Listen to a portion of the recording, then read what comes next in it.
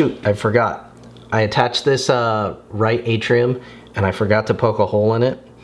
Otherwise I'm gonna have compressed air, contained air between the form of the heart and this pinch pot that I put on top. So not only am I going to cut a hole in it, I'm gonna cut a big old hole out of it so that the heart is just a little bit lighter weight. And I know that this hollow form of the heart is not gonna blow up because I've poked other holes in other places, like the pulmonary veins go into the left atrium and then go into the heart, so that is not gonna blow up. And yeah, so I just ripped it off and then I'm gonna put it back on.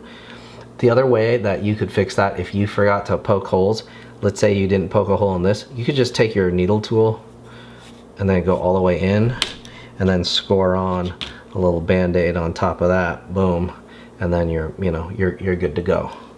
Especially if you've done this, like whoop, like that, so you're all good. Know what I'm saying? Cool.